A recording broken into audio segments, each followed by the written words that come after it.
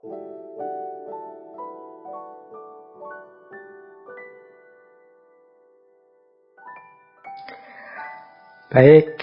bismillah, kita awali nggih untuk tema kita tentang identitas diri. Ngaji kita malam hari ini saya awali dari satu aforisma yang berasal dari Yunani, yang terjemahan bahasa Indonesianya adalah kenali dirimu. Atau kalau dalam bahasa Yunani ya gnotisouton. Ini satu kata yang luar biasa maknanya. Kalau di Yunani kata-kata gnotisouton ini terukir di kuil Apollo yang ada di Gunung Delphi. Dan kata-kata ini dipakai oleh banyak sekali filosof. Ada yang bilang pertama kali kata ini dipakai oleh seorang penulis dari Yunani namanya Aeschylus. Ada yang bilang ini dipopulerkan secara mendalam luar biasa oleh Socrates.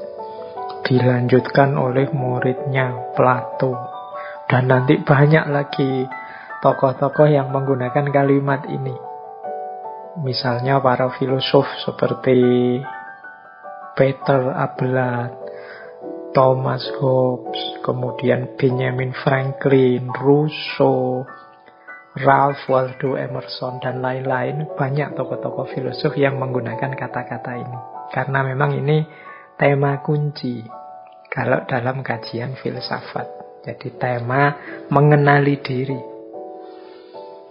Kalau dalam Islam kan teman-teman sering sekali mendengar aforisma man arofa nafsahu arofa robbahu. Itu kan juga tema tentang bagaimana kita dituntut untuk mengenali diri kita. Jadi tema pengenalan diri ini salah satu tema kunci dalam filsafat, bahkan sejak lahirnya filsafat di Yunani. Ya teman-teman pastinya sudah sangat sering mendengar saya membincangkan tentang pentingnya mengenali diri. Bahkan dalam tahun lalu saya ingat akhir tahun 2020 kita mengangkat tema muhasabah misalnya. Muhasabah itu kan mengenali kembali diri, memahami kelebihan, kekuatan, kekurangan kita, dan lain sebagainya. Apalagi ini awal tahun. Makanya yuk kita awali dengan bagaimana kita memahami diri. Ada satu quotes yang menurut saya menarik tentang memahami diri ini dari Goethe. Ini saya ambil satu saja untuk mungkin merefresh pemahaman kita betapa pentingnya aspek memahami diri. Jadi kata Goethe, one must be something in order to do something. Seseorang harus menjadi sesuatu agar bisa melakukan sesuatu. Nah, ini kan kalau dimaknai secara luas itu ya kita ini harus sesuatu dulu sebelum bisa melakukan sesuatu. Sesuatu dulu itu kan pertama-tama kita harus paham, kita harus kenal kita itu apa, kita itu siapa. Jadi kita bisa menunjuk satu barang, misalnya bantal. Itu kan karena kita tahu itu bantal. Kita tahu itu kursi, kita tahu ini laptop, kita tahu itu HP. Itu kan karena kita paham tentang kesesuatuan itu. Nah, maka kita juga begitu. Kita juga harus kenal kesesuatuan kita. Kalau manusia mungkin bukan sesuatu, kesiapaan kita.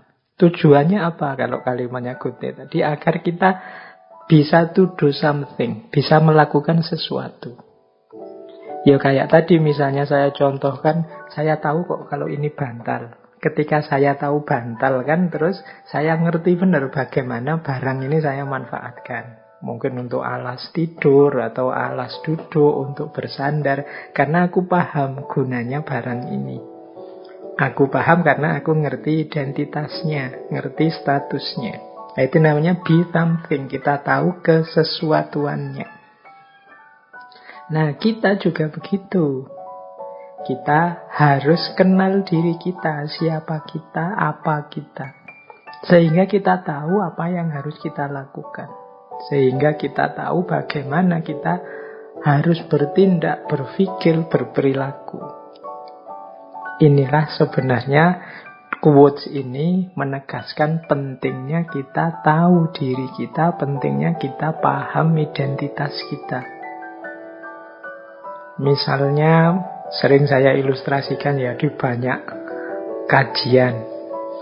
Kita mengidentifikasi diri kita sebagai seorang mahasiswa misalnya. Loh, begitu kita paham tentang kemahasiswaan kita, kemudian kan mudah bagi kita selanjutnya untuk apa yang harus saya lakukan, apa yang jangan saya lakukan. Karena aku ini mahasiswa. Oh, aku ini seorang kakak. Kalau di rumah ada adik-adik. Nah, ini kan kita nanti jelas apa yang harus saya lakukan, apa yang jangan saya lakukan di rumah. Dengan mengidentifikasi statusku sebagai kakak. Apa yang harus aku lakukan di hadapan ayah ibu, apa yang harus aku lakukan di hadapan adik-adikku, apa yang harus aku lakukan di lingkungan sekitarku, dan lain sebagainya. Itu ketika aku sudah tahu posisiku. Ketika aku sadar siapa aku, maka one must be something in order to do something. Orang harus kenal dirinya, baru dia jelas apa yang harus dia lakukan. Hari ini banyak orang yang kesulitan mengidentifikasi dirinya, memahami posisi dan porsi hidupnya. Akhirnya dia sulit mengenali dirinya. Yang bisa dilakukan hanya ikut arus ke utara, ke selatan, yang lain ke utara, ikut ke utara, yang lain ke selatan, ikut ke selatan. Tidak punya pendirian, tidak punya patokan. Aku ini siapa, maka yang harus aku lakukan apa. Sehingga kadang-kadang, ini nyuwun sewu, kadang-kadang ada orang itu yang makomnya masih murid, tapi gayanya kayak guru. Makomnya masih awam, tapi gayanya kayak orang alim. Atau sebaliknya, harusnya dia orang pinter, orang alim, tapi kok gayanya kayak orang tidak tahu apa-apa, tidak peduli kiri kanan, dan lain sebagainya. Padahal dia harusnya yang memberi petunjuk pada umatnya, dan lain sebagainya. Ini menurut saya pentingnya orang sadar dan paham dirinya. Dengan kita kenali diri kita, kita pahami identitas kita, di sanalah jelas bagi kita selanjutnya apa yang harus kita lakukan dan apa yang jangan kita lakukan. Mana yang wajib jadi tanggung jawab kita dan mana yang ini tidak seharusnya saya lakukan. Nah, oke. Kalau teman-teman nanti bekerja di perusahaan, di lembaga, di organisasi apapun, itu kan juga harus jelas ini saya posisinya apa, tugasku apa.